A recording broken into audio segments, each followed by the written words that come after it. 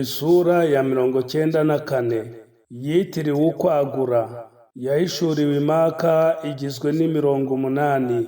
Bismillahirrahmanirrahim. Ku izina rya Allah nyirimpuhwe nyirimbabazi. Alam nashrah laka sadrak.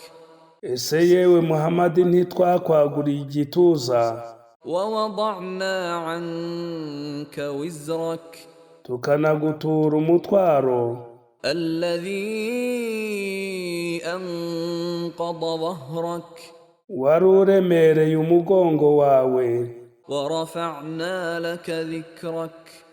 tukanamenyekanisha izina ryawe.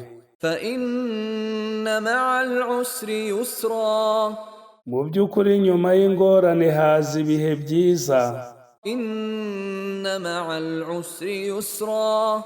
Rwose nyuma y'ingorane haza ibihe byiza. Fa idha faragta fansab.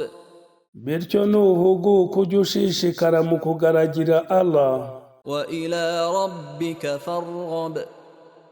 kandi imigambi n'ibyiringiro byawe ujye ubitura Nyagasani wawe wenyine.